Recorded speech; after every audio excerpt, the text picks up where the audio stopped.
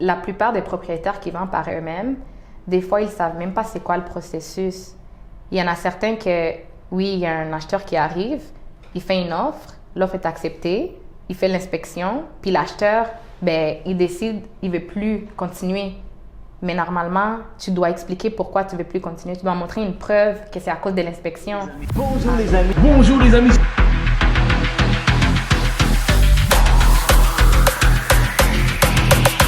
Appelez-moi Serjean Finance Tout. Bonjour Ange. Bonjour Serjean. Ça va bien toi? Oui, ça va bien, merci. Donc, Ange, tu es avec nous ici pour partager un peu qu'est-ce qui se passe dans le marché. Étant un courtier immobilier, tu vois plein de choses. Tu travailles constamment avec les acheteurs comme les vendeurs. Donc, merci d'être là avec moi. Merci de m'avoir reçu. Ça me fait plaisir. Donc, Ange, ma première question, OK, c'est... En fait, parle-moi un peu de toi, juste pour que les gens te connaissent un peu plus. Qui tu es, qu'est-ce que tu fais, étant courtier immobilier.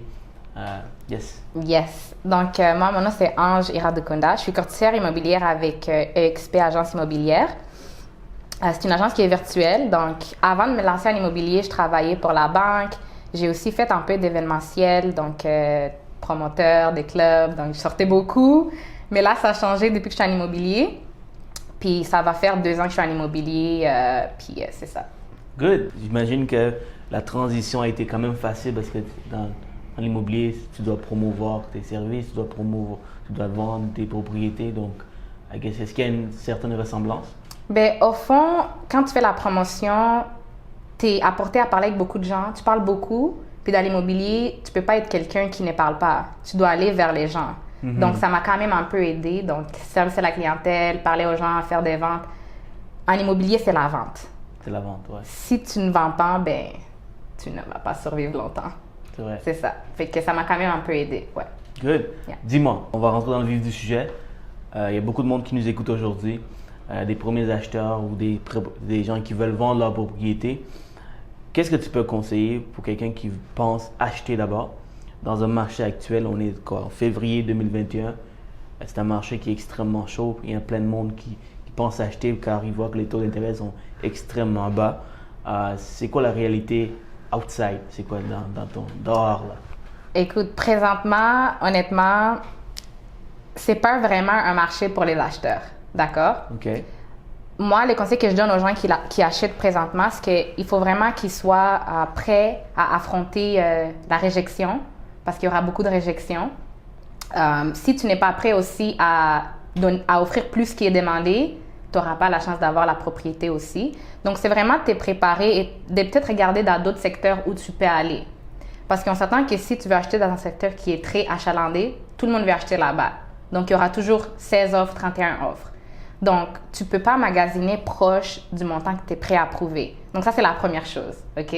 Fait que pour pas non plus que tu sois désespéré ou que tu sois découragé, essaie d'autres choses aussi. Donc, si tu peux aller un petit peu plus loin, vas-y. Mais si tu ne peux pas, peut-être que l'idéal, c'est d'attendre. Parce que présentement, ce n'est pas un marché pour les acheteurs. Ça, on va se le dire. Si tu as de l'argent, oui, tu es prêt à acheter dans ce marché de fou. Sinon, je ne te conseillerais pas de le faire. Quand tu dis il faut miser plus haut que ce qui est demandé, c'est quoi le range? Donc, c'est quoi le plus fou que tu as vu dans le marché là? Écoute, j'ai vu 60 000 de plus, Wow. 71 000 de plus. Fait que, qu'est-ce que je fais avec mes clients, présentement les acheteurs? Toutes les propriétés qu'ils ont aimées, je les sauve, d'accord? Puis après, je leur dis, OK, tu te rappelles la propriété qu'on a été voir? Regarde maintenant combien ça a vendu. Comme ça, ils se donnent une idée. Si tu as approuvé pour un certain montant et tu vois que les gens y bident à 50 000, peut-être que tu vas te dire, tu sais quoi? C'est pas le moment pour moi présentement. Je vais patienter. C'est sûr qu'on n'a pas une boule magique pour savoir si les prix vont monter, mais je ne veux pas non plus que mes clients achètent à 50 000 ou 70 000 de plus parce que si le marché il redevient à la normale et que dans 5 ans tu veux vendre, est-ce que tu vas te refaire l'argent que tu as bidé, tu comprends? C'est pas une question de faire de l'argent, c'est une question de vraiment aider tes clients. Oui, l'argent va venir, mais Ouais. tu ne veux pas non plus crosser tes clients juste pour te faire ta commission. Ouais, ça c'est important. C'est ça. Puis 60 000, ça se peut que tu le fais en 2-3 ans. si le marché continue. Mais ça se peut aussi que ça prend peut-être 10 ans pour faire pour rattraper ce que tu as misé au départ.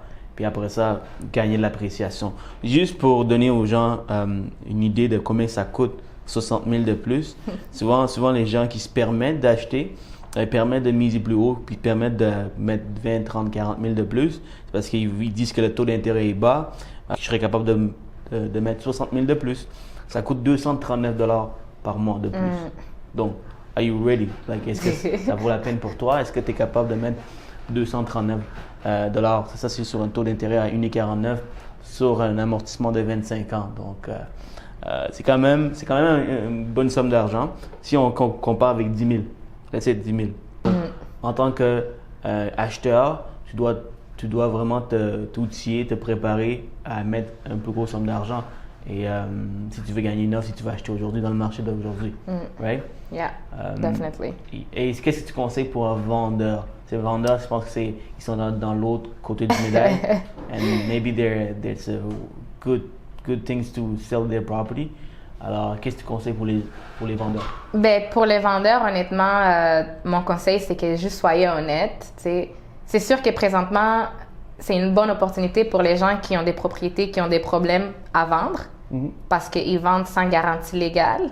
Donc, une propriété qui a un problème, tu le vends sur le marché actuel, tu peux te faire plus d'argent que qu'est-ce que tu aurais eu si c'était un marché qui est normal. Donc, mon conseil, c'est juste peut-être préparer la propriété et aussi s'attendre à ce qu'il y aura beaucoup de visites, donc beaucoup de patience. Si vous essayez de vendre par vous-même, bonne chance, parce que vous allez avoir beaucoup de demandes de visites. Donc, peut-être faire affaire avec un courtier, lui, il pourra organiser les visites pour vous. Récemment, j'ai été visiter avec des clients, puis il y avait la propriétaire, elle m'a dit qu'il y a eu 60 visites. Elle avait 60 visites à sa maison. Wow! Ouais. Wow. Fait que si tu es prête à faire les visites par toi-même en tant que propriétaire, vas-y, go for it. Mais on s'entend que la plupart de nous, les gens travaillent. Les courtiers immobiliers, leur job, c'est l'immobilier. Donc, ils n'ont pas d'autres choses qu'ils font. Donc, ils peuvent se concentrer pour vous. Donc, ça serait peut-être faire contact avec un courtier immobilier puis t'attendre à ce que tu reçois plein d'offres et que tu vas aller regarder toutes les offres que tu reçois. C'est ça, donc 60 visites. 60 visites. I mean, like every weekends, every Écoute, evenings. Like ça se pourrait que dans la même journée, tu as eu 30 visites. Donc, mon Dieu. 15 minutes par visite, en fait. Mais quelqu'un qui habite dans la propriété, il fait quoi? Il s'assoit en haut? Mais au fond, il y a beaucoup de règlements. Il y a des propriétaires, premièrement, ils ne veulent pas des enfants ou des personnes âgées pour des raisons COVID. 2 personnes à la fois. Okay. Courtier et 2 clients. Masque, bien sûr, c'est obligatoire. Le propriétaire, il reste en haut. C'est juste qu'il y a une distance qu'on fait. Donc, il peut rester en haut pendant que nous, on visite une certaine partie. Et dès qu'on arrive à l'autre partie, ben, il se déplace. On ne peut pas être trop dans la même pièce, en fait. Ouais. Donc, les mesures COVID sont vraiment respectées. Ouais. Et aussi le fait que, comme, mettons qu'on prend l'exemple d'un propriétaire qui vend toute seule, c'est lui qui doit carrément être toujours là, accueillir les clients, montrer les chambres. Exactement. Ça, c'est une job que le courtier va faire si vous travaillez avec un courtier, right? Et en même temps, ce que la plupart des propriétaires qui vendent par eux-mêmes, des fois, ils ne savent même pas c'est quoi le processus. Il y en a certains que, oui, il y a un acheteur qui arrive, il fait une offre, l'offre est acceptée, il fait l'inspection, puis l'acheteur, ben, il décide, il ne veut plus continuer. Mais normalement, tu dois expliquer pourquoi tu ne veux plus continuer. Tu dois montrer une preuve que c'est à cause de l'inspection. J'ai été visiter un du proprio, puis le vendeur ne savait pas. Il a dit, j'ai reçu une offre, la personne, après l'inspection, elle s'est retirée. J'ai dit, est-ce que tu lui as demandé pourquoi? Il a dit non, il a dit l'inspection. J'ai dit, oui, mais est-ce que tu lui as demandé de te donner la preuve pour que tu vois l'inspection? Peut-être qu'il n'y avait rien dans l'inspection. La personne s'est juste retirée parce qu'elle ne voulait plus continuer. Un contrat, c'est un contrat. Quand tu le signes, par la loi, tu es obligé d'adhérer à tes obligations. Fait qu'il y en a beaucoup qui ne savent pas. Oui, tu veux aller sur du proprio parce que tu ne veux pas payer une commission, mais à la fin de la journée, est-ce que c'est ta commission qui compte ou est-ce que c'est qu'est-ce que tu vas avoir dans tes poches? Si moi, je veux avoir 300 000 après ma vente, pourquoi je ne ferais pas affaire avec un courtier s'il est capable de le vendre plus cher? Il va se payer sa commission, mais moi, j'ai encore mon argent que je reçois dans mes poches. Donc, pour les propriétaires, la question la plus importante à se demander, c'est combien que toi, en tant que propriétaire, tu veux dans tes poches. Donc, si le courtier est capable de faire une bonne job et de t'apporter même plus que toi tu voulais, c'est gagnant-gagnant, tu comprends?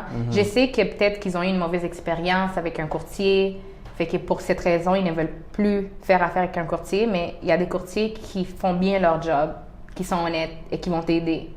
Donc, c'est ça. Et oui, ça c'est excellent. Yeah. Je veux aussi que tu me dis, Ange, toi tu couvres le secteur de Montréal, tu travailles un peu partout. Y a-t-il une région que tu spécialises plus que d'autres? Honnêtement, vu que je travaille plus avec les acheteurs, quand tu travailles avec des acheteurs, tu vas pas mal partout. Mais tu sais, moi, c'est vraiment dans l'île de Montréal. Ces temps-ci, je suis plus vers la rive sud. Avant, c'était plus à Laval que mes clients voulaient acheter. Mais comme je te dis, tu sais, j'ai eu des clients que j'ai dû me déplacer loin. J'ai été à Drummondville, par exemple. Donc, tu te déplaces quand même. Ouais. J'ai été à Saint-Jérôme. Donc, en tant que courtier qui représente les acheteurs, tu es pas mal partout. Mais avec les vendeurs, j'essaie de rester quelque part qui n'est pas trop loin. Donc, tu sais, la rive sud, pour moi, c'est pas loin, c'est proche. Donc, tu veux faire en sorte que tes listings, tu es capable de conduire et que ça ne te prend pas 3 heures pour aller à ton listing. Donc, s'il y a quelque chose, tu peux aller. Donc, présentement, je dirais plus la rive sud. Rive sud? Ouais. Et pour les gens qui veulent acheter dans la rive sud, c'est pourquoi ils vont dans la rive sud? Est-il moins cher? Y a-t-il un potentiel? Y a-t-il un marché qui s'élève là-bas? C'est pas question que c'est moins cher. C'est plus, présentement, tu sais, la rive sud, c'est quand même, par exemple, Brossard. Tu sais que bientôt, il y aura le REM. Donc, tout ce qui est proximité des transports en commun, surtout pour les investisseurs, c'est un plus pour eux. Donc, la plupart des gens qui vont acheter là-bas, ça sera pour des fins d'investissement. Oui, ils vont peut-être habiter dedans, mais leur but, c'est plus à long terme. Donc, tu achètes, mais pour que cette propriété te rapporte aussi de l'argent. Donc, pour un investisseur, Brossard, Longueuil, watch out. Ah oui, Yeah. OK. Mais pour quelqu'un qui ne connaît rien de ce marché Brossard, like, what are you saying? Like, le REM, tu dis ça? Yeah, la REM. Ouais, le REM. La REM, le REM. Whatever. Mais c'est quoi? C'est un train qui va... C'est le train, exactement. Je suis pas sûre, mais je pense que ça débute ou ça termine en 2022, si je ne me trompe pas. OK. Fait que le fait qu'il y aura un train qui passe, ça sera vraiment plus accessible pour toi d'aller à ton travail. Donc, tu n'auras pas vraiment besoin d'une voiture. Donc, tu sauves quand même beaucoup d'argent. Donc, si moi, je paye un loyer de 1300, puis ma voiture m'a coûté, je sais pas, 400 $ par mois, ces 400 $-là, je le mets dans le loyer. Mais on s'entend que l'idéal, c'est pour moi d'acheter. Mais pour les investisseurs, on a besoin de locataires pour nous faire de l'argent. Donc, c'est gagnant-gagnant. C'est pas tout le monde qui veut acheter. Tu comprends? C'est plus les investisseurs Exactement. qui voient qu'il y a un potentiel. Exactement. Ouais, je comprends. All right, ça c'est interesting. Pour moi, de ton côté, Sir-Jean, j'avais quelques petites questions pour toi. Bon, c'est pas vraiment des questions qui viennent de moi, mais bien sûr que moi aussi, j'aimerais savoir les réponses pour pouvoir répondre à mes clients. Tell me, I'm the expert. Yes. So, la première question que les gens demandent, bien sûr, je voulais pas leur répondre tout de suite parce que je voulais qu'ils regardent cette capsule. How much down payment for a triplex? Donc, c'est quoi la mise de fonds pour un triplex? Bon, il y a pour les propriétaires occupants et si tu es propriétaire, si tu veux louer la place, donc locatif, quand c'est locatif, c'est différent. Donc, pour propriétaire occupant, ça prend seulement 10% de mise de fonds. Et quand tu es propriétaire locatif, c'est 20%. Donc, quelqu'un qui veut habiter un des appartements, ça prend aussi peu que 10%. OK. Alors, pour un duplex, c'est encore moins, 5% propriétaire occupant. Locatif, c'est 20%. OK. Donc, aussitôt qu'on dit locatif, c'est 20%. Donc, does it answer your question? Yeah, that answers my question. I knew the answer, but you know. Yeah. Pour tout le monde, hein? Puis une autre question, je sais pas si je comprends la question, mais je pense que tu viens juste de la répondre parce que, tu sais, elle avait dit, si j'achète un triplex pour le faire louer, est-ce que mon down payment, je vais devoir mettre plus de mise de fonds? La réponse est oui, Yeah. évidemment. Donc, ce que tu mets, si tu veux acheter pour louer, ça prend 20%. Mais un petit truc, c'est que ce que vous pouvez faire, c'est vous pouvez habiter 1 an, OK? Comme ça, vous pouvez mettre 10% de mise de fonds. And then, vous pouvez changer d'idée, vous pouvez partir ailleurs et vous venez d'acheter avec 10% de mise de fonds. OK. That's the trick. Great. Donc, tu habites juste simplement 1 an et tu as le droit de faire ça. Tu as le droit d'acheter pour l'intention d'éventuellement louer la place. Tu peux faire la même chose pour un duplex, unifamilial, pour n'importe quel genre de propriété. Tout ce que tu dois faire, c'est habiter 1 an. OK. Et est-ce qu'ils viennent chez toi pour regarder que tu habites là? La réponse est... La réponse est non. OK, d'accord. I'm not going to say anymore. OK, thank you. No more. OK. La prochaine question, c'est si j'ai un score de crédit entre 630 et 680, est-ce que j'ai la possibilité d'acheter avec quelqu'un qui a un bon score? Si tu as un crédit de 630 à 680 et tu veux acheter avec une autre personne, un consignataire, la réponse, c'est oui et non. C'est du cas par cas. OK.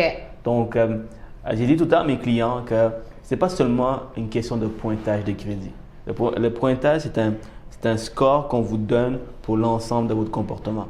Si vous avez un crédit 630 et vous n'avez jamais manqué de paiement, vous êtes toujours à jour, ce n'est pas une question de problème de paiement. C'est un problème de peut-être trop de demandes ou vous êtes maxé sur toutes vos cartes de crédit. Donc, c'est du cas par cas. Donc, moi, ce que je fais en tant que courtier hypothécaire qui travaille avec la majorité des banques, je regarde, OK, pour tel dossier, qu'est-ce qui s'est passé exactement? Pourquoi tu as un crédit 630? Puis, je suis capable de convaincre la banque que tu es quand même un payeur, un bon client potentiel. On peut faire passer le dossier parce que tu as un autre co-signataire que lui, il a un crédit beaucoup plus élevé. OK. Donc, c'est 680 et plus. Donc, avec SCHL, si tu mets moins que 20%, SCHL demande 680 et plus. Mais on a aussi 2 autres assureurs avec qui on travaille, qui est Genworth et Canada Guarantee. Eux, ils peuvent regarder en bas de 680. C'est du cas par cas. Donc, c'est pas du noir et blanc. OK, à 670, ça passe. Il y a des dossiers qui ne fonctionnent pas à 680. Tu comprends? Parce qu'on voit qu'il y a eu plusieurs retards la dernière année. Ça peut affecter la décision de la banque. OK. Bien, merci pour la clarification. Yes. L'autre question que j'avais pour toi, est-ce que les banques ils financent des travaux? Par exemple, si j'achète une maison qui a besoin de rénovation? Yes. Oui. OK. Oui, bien sûr, c'est une très bonne question en fait. Parce que tu vois, quand tu achètes, c'est là que tu dois faire ces travaux. C'est là que tu as l'opportunité de le faire. Parce que quand tu achètes avec aussi peu que 5%, tu n'as pas d'équité dans la maison. Ouais. La banque finance 95% de l'immeuble. Donc, l'opportunité que tu as, c'est que lorsque tu achètes, il y a un programme qui s'appelle Achat Réno, pré-rénovation, où la banque peut te donner jusqu'à 40 000, aussi élevé que 40 000 pour faire les rénovations. Maintenant, c'est du cas par cas. On ne va pas te donner 40 000, tiens, fais les rénovations pour que tu vas en voyage.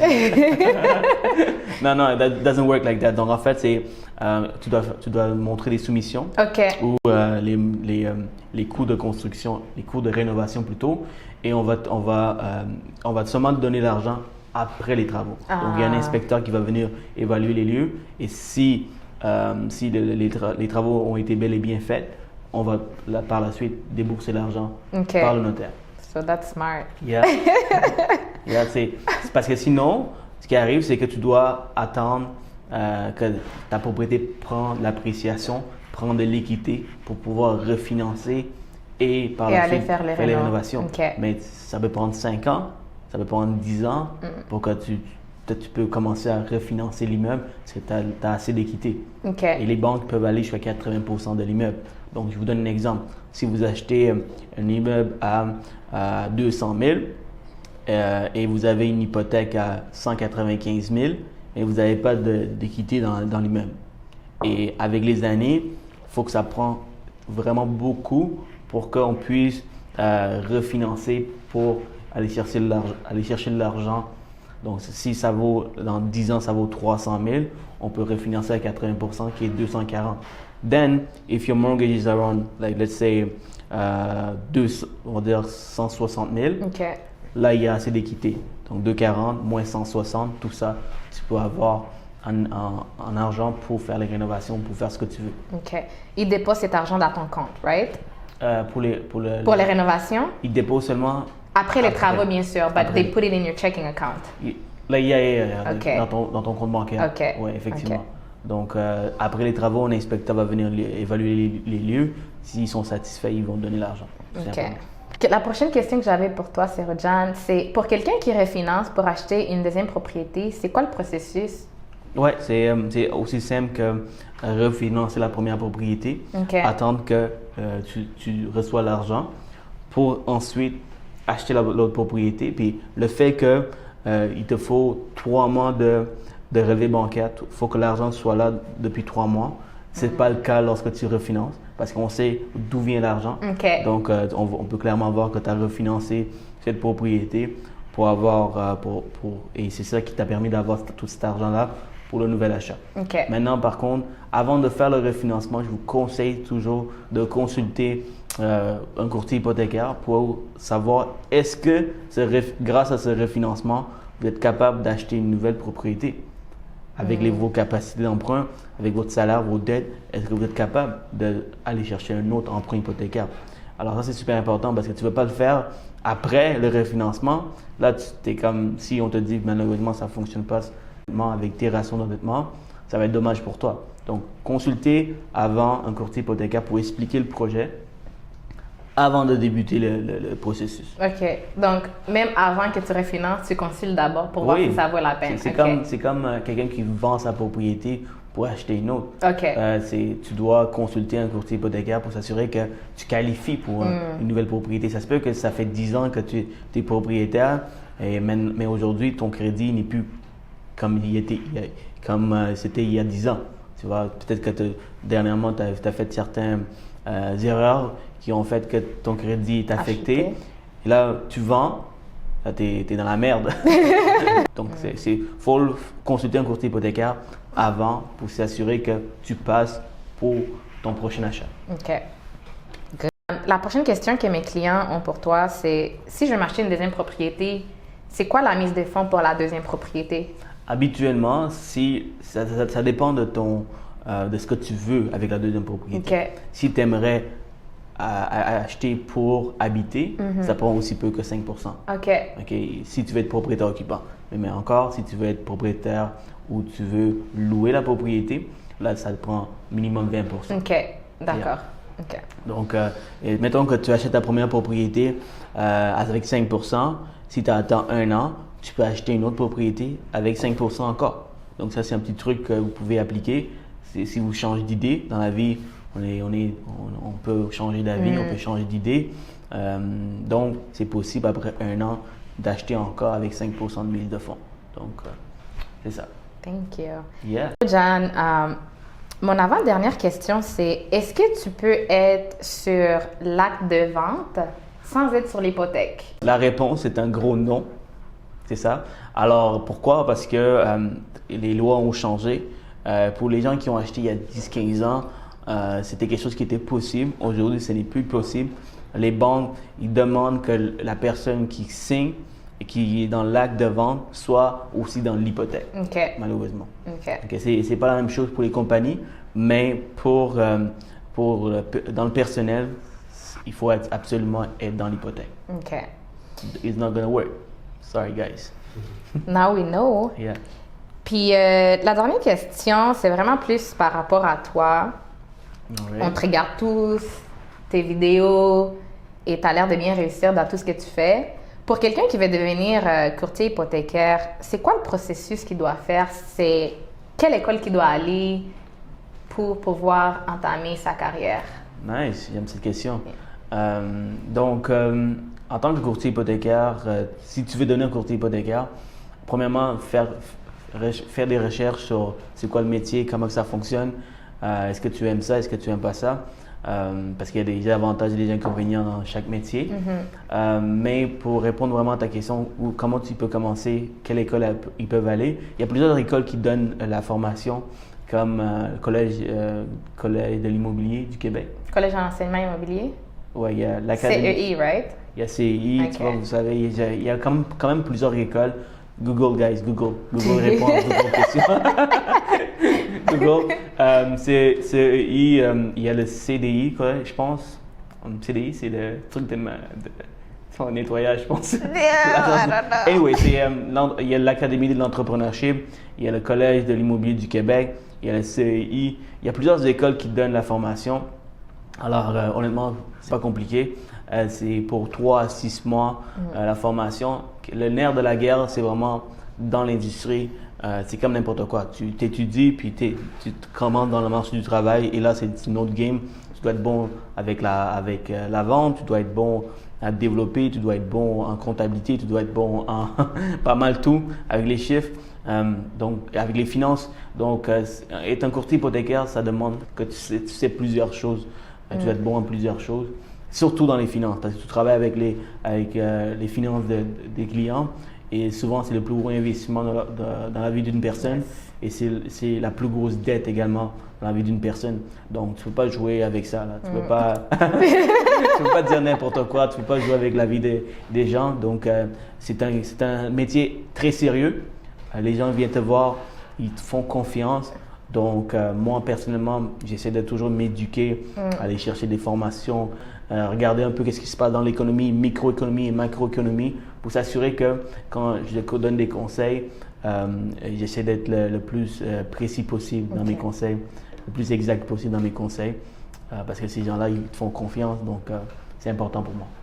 Ben, merci. Mais je vais relancer la question. Quelqu'un qui veut devenir courtier immobilier, c'est ce que ça prend? C'est quoi les qualités que tu as besoin d'avoir?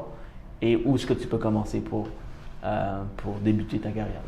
Ben, au fond, comme tu le disais tantôt, Google, c'est ton meilleur ami. Mais moi, j'étais à Collège La Salle, mais il y a plusieurs d'autres écoles aussi qui offrent la formation en courtage immobilier.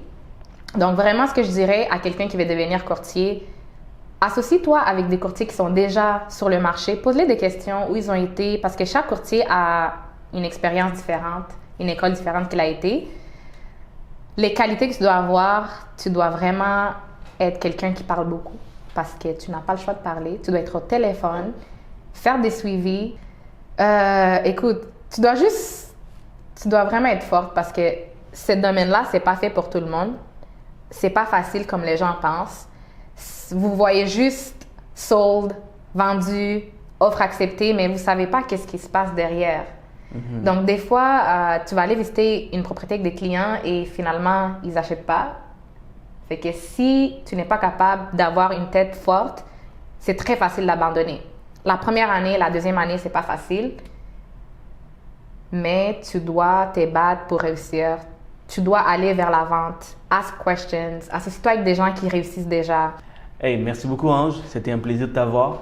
Merci pour les conseils. Je pense que tout le monde qui nous a écoutés aujourd'hui, ils vont apprécier, vont sortir gagnants, sortir avec des conseils. Donc, vraiment, merci énormément pour être ici avec moi. Ben, merci à toi, Serjan. Puis, continue à nous inspirer comme tu le fais. Et see you on the field. Comment? Non, rien. Donc, guys, si vous avez des questions sur le financement résidentiel, commercial, privé, vous avez des questions, n'hésitez pas à m'appeler, me contacter, m'écrire. Sinon, Ange, pour te retrouver, donne-moi pas ton adresse. C'est Vic, on veut comment on peut te reach pour les questions ou pour tes besoins? Écoutez, j'ai une page YouTube.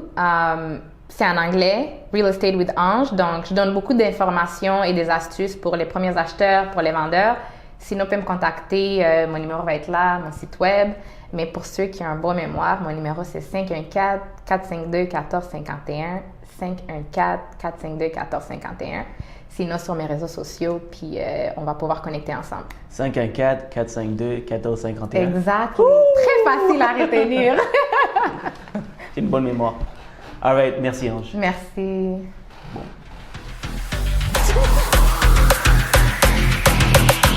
Appelez-moi, Serjan Finance Tout.